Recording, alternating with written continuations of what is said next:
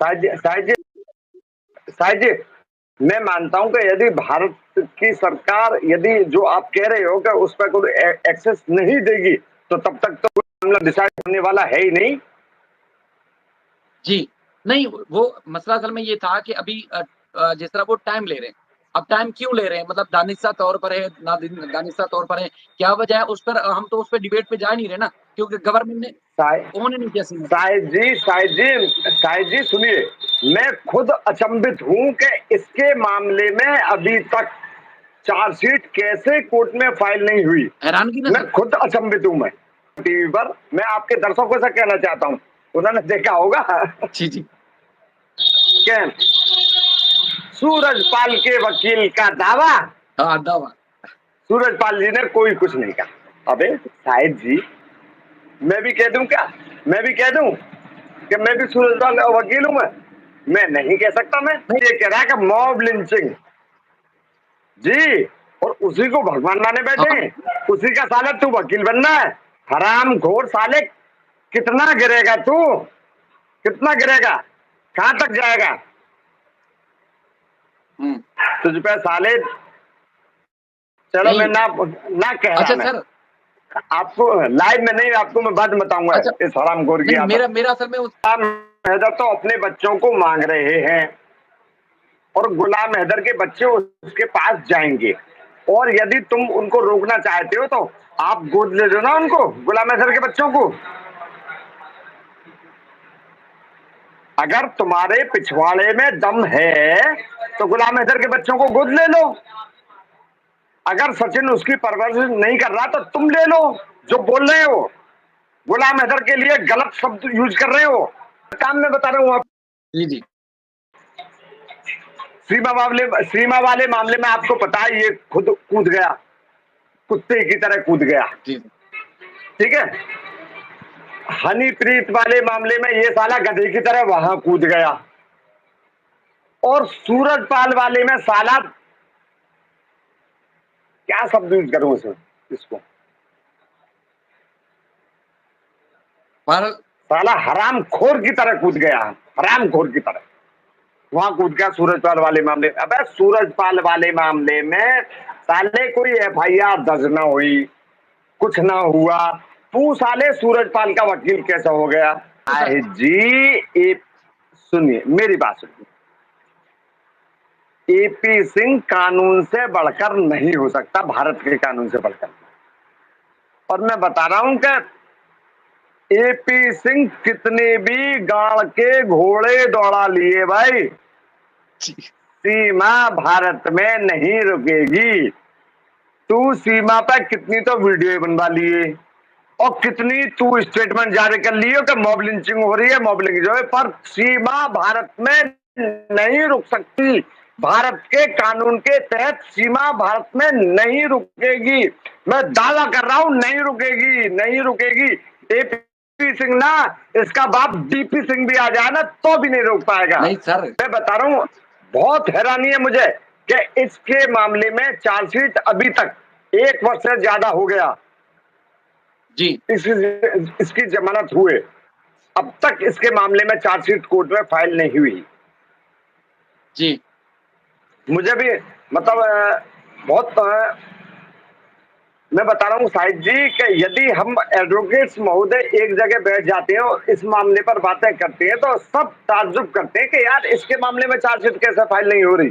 चलिए मैंने आपको जी, अरे अरे सुन तो साहिब जी सुनिए, वकास भाई से मेरी जो भी बातें हुई हो वो चलो ठीक है, कोई दिक्कत नहीं, जो भी हुई है पूरे देश ने सुना, सबने सुना।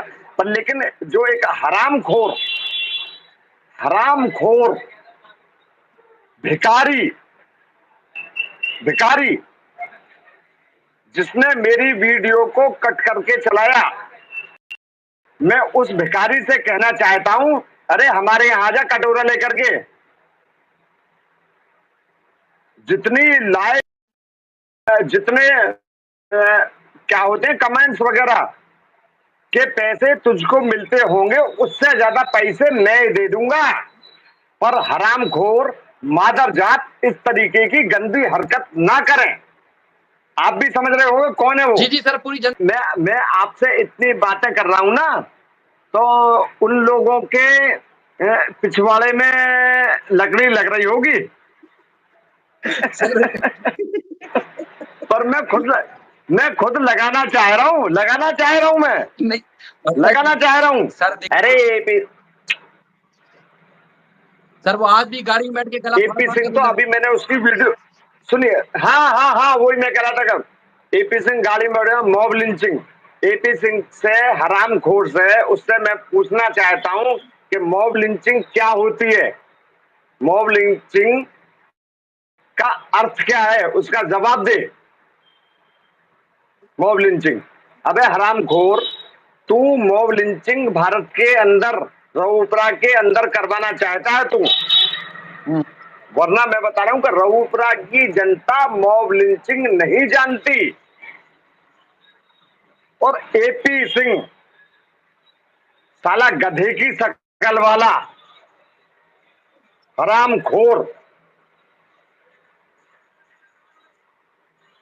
वो कहता है कि मॉब लिंचिंग करवा रहे हैं हमारी सीमा की और सचिन की। अबे साले कुत्ते, मॉब लिंचिंग तो शब्द तू यूज कर रहा है, तू करवा रहा है। अरे जिस पर शायद जी मैं कह नहीं सकता, मैं एक महिला के लिए गलत शब्द यूज नहीं करना चाहता मैं, वरना इसकी क्या औकात, अपने आप को जो अंतरराष्ट्रीय पत्रकार मानती है मैं अपने वही आप कह को, रहा हूँ, बीबीसी औकात सीएनएन कुछ में है पता नहीं नहीं काम करें। है। इसी इसी इसी इसी इसी चैनल की वजह से, मतलब इसी मुकदमे की वजह से ये उसमें आ गई है, वरना इसकी आप वो देखिए क्या होते हैं वो ब्लॉग्स, देखिए आप किस तरीके के ब्लॉग्स हैं उसके।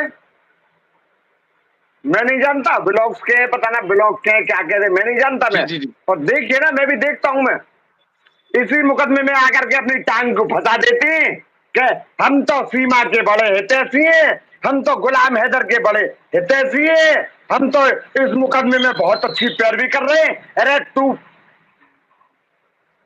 नफरत नहीं होगी, बिल्कुल नहीं होगी, क्योंकि मुझे तो पता है ना कि ये लोग जो ना नफरत पैदा कर, सब जानते हैं सब।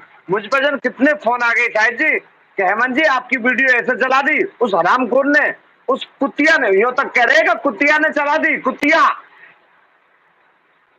मतलब इस तरीके के फोन मेरे पास आए कि एक कुतिया ने, उस कुतिया ने ऐसी वीडियो चला दी। सर देखिए, मैं तो एक मैं अफसर उस कुतिया से भी बताना चाहता हूं कि भाई, अरे काम कर, फालतू की बातों में ध्यान मत कर। बांग्लादेश, पाकिस्तान, अफगानिस्तान और उसके लोग जो धार्मिक प्रताड़नाओं से पीड़ित व्यक्ति हैं, जो 31 दिसंबर सन 2000 तक के व्यक्ति, वो ही नागरिकता पाने के हकदार हैं। और इसके बाद में जो आए हुए व्यक्ति हैं, चाहे कोई अय्याशी करने के लिए आया हो, चाहे कोई अय्याशी करने के लिए अपनी बहन जी पर स्टेटमेंट दिलवाने के लिए आया हो, उनको नागरिकता नहीं मिलेगी। और यदि इसको नागरिकता मिल गई तो मैं बता रहा हूं कि पूरे भारत की जनता का कानून पर से विश्वास उठ जाएगा। शायद किसी हमारे भारत के अंदर बता रहा हूं मैं, यदि कोई भी मुल्जिम बेल आउट है, अपने अपराध में बेल आउट है, उसकी बेल हो गई है, तो उसकी मैं मानता हूं कि ज्यादा से ज्यादा खींच करके, यदि विवेचक बिल्कुल शिथिल हैं, नकारा है, तो 8-10 महीने में उसकी चार्जशीट पेश कर देंगे। और यहाँ तो साल से ऊपर हो गया।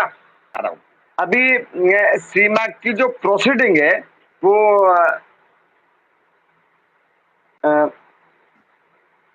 BNS से पहले आईपीसी के तहत चलेगा उसका प्रोसीडिंग। पर लेकिन आईपीसी में भी ऐसी प्रोसीडिंग नहीं है कि जो उसके मुकदमे को लंबित कर सके। जी जी वो थोड़ा अटकाने का प्रयास करेगा, पर लेकिन वो अटकेगा नहीं। मैं बता रहा हूं आपको, जी जी। बिल्कुल नहीं अटकेगा। अच्छा हाँ, ये बात कर सकता है कि मॉब लिंचिंग वगैरह, मॉब लिंचिंग, अरे हरामखोर, मॉब लिंचिंग को पब्लिक को समझा तो देखे मॉब लिंचिंग होती क्या है। साले मॉब लिंचिंग तू भारत रउपरा की जनता को समझा रहा है तू? नहीं वो साले गधे की शकल वाले, हाँ, साले की गर्दन तो गधे की सी है। हो सकता है कि साथ जी मेरे लिए भी दर्शक कह रहे हो कि हाँ पारस की गधे की रही है, पर मैं उससे छोटा गधा मानता हूँ अपने आप को, पर वो साला गधा है। हाँ। एपी सिंह जो भी बात बोलता है ना सर, उसका टारगेट हम लोग होते हैं। वो हम लोग को समझ रहा होता है कि ये सारे अगली मखलूक है, ये एक खलाई मखलूक है, दूसरी मखलूक है, तो वो समझता है जो वो यकीन कर लेंगे। और हम एपी सिंह नहीं, एपी सिंह नहीं साहिब जी, एपी, हाँ एपी सिंह ने एक और अपनी वो बना ली है, वो बहन, वो भी जो गुलाम हैदर को जो ये कह रही है कि गुलाम हैदर कौन होता है। अरे गुलाम हैदर कौन होता है क्या? गुलाम हैदर अपने बच्चों को मांग रहा है, और तू होती कौन है जो गुलाम हैदर को अपने बच्चों को लेने से रोक देगी? और सर जो दावा कर आ रहे हैं गई उसके